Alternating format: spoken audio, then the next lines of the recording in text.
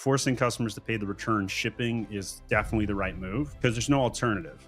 All right, so tell me, Katerina, what is going on with FBA fees? So we have a client who is selling very authentic products. These are handmade products, very specific, crafted in Africa, and he's struggling with the return. Some of the products are very expensive, and the clients use this window for returning the products. So he's experiencing high shipping fees due to that. Like, is it the return fee that's a concern, or is it just the shipping period? Both shipping fees when products are being returned and the refund fees also. So this is one side of the story. Another thing is that he started to pay much higher Amazon fees recently, and we try to explain that, but this is coming mainly from the fulfillment, from the referral fees, and this is why he becomes pretty unprofitable actually. So he's now checking what is better to do. Like, is it more convenient to do FBM or FBA in terms of the fees for his specific products? He's selling instruments. And how many SKUs are we talking? We are talking about 200 SKUs. So it's very difficult to FBA 200 handmade SKUs. So from a logistics standpoint, that may limit the solution. Prices probably need to be raised. That's going to have to be on the table because of the challenges you're describing. And just to confirm, have there been any category fee changes that you're aware of for that brand? No, we didn't have any category change, but we decided to check if the categories are correct, if the fees are correct, just to make sure that we are paying what we are supposed to be. So every year Amazon comes out with updated fees.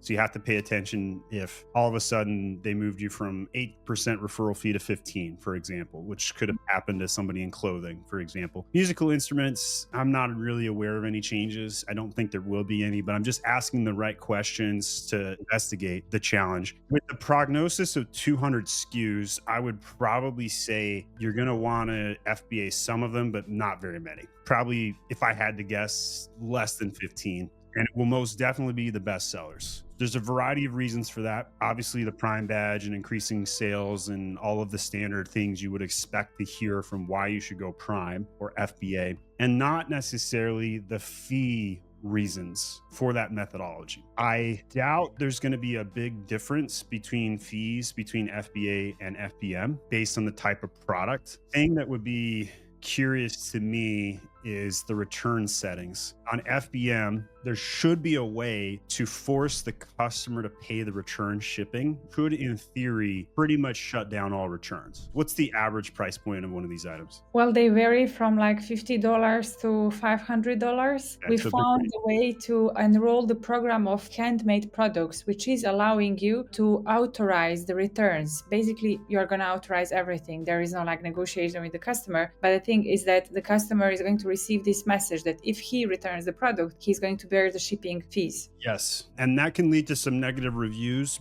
but it's probably the right thing to do to find profit. In situations like this, I like to call them business decisions, where you have two icky choices, but you have to make a decision. And that's why you go with what's the best thing for the business. So in this case, forcing customers to pay the return shipping is definitely the right move because there's no alternative. So shipping costs, I'm going to guess $12-15 a pop. Does that sound about right? Yeah, I'd say so. There's probably no way to improve that, unfortunately. And so the only thing you have control over is the pricing. What's the velocity of the brand? Like, what's the monthly sales? So they are around 60,000 a month, and it depends because the products are handmade, and as they are handmade, they go out of stock. That's rule number one, never go out of stock on Amazon, right?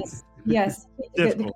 The client is very much aware of that, but he is depending on the manufacturer, and it's not like an official manufacturer. The products are very specifically sourced, so he ends up being out of stock from time to time. Yeah. When you say time to time, like every other week, every other month?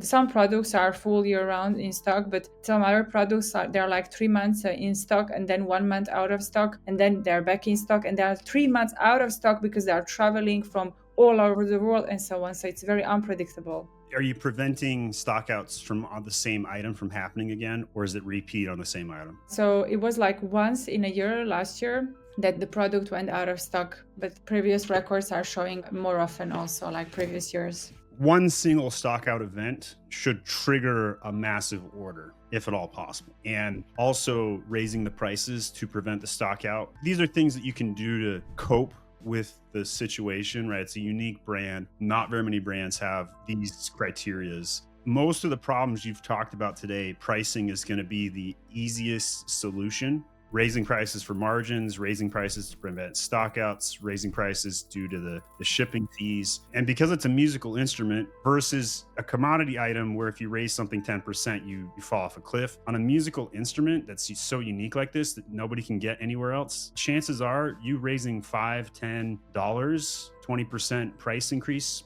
probably the market will bear it, would be my best guess. I would lean heavily into price increases on this brand based on what you've told me. There is probably no great solution to FBA versus FBM fees, but I do think that you'll probably land partial FBA, mostly FBM, just due to the nature of auto authorizing all returns, but customer pays return shipping. I think that's totally fine. I'm trying to think, like, it's very rare for me to buy an FBM item on Amazon these days. And like, I bought a video card, the other day. I bought a gas canister, which you can't return. It doesn't make sense. And then I also, like a year ago, I bought a golf ball dispenser, and the shipping to return that was like $50. Like, nobody's going to do that.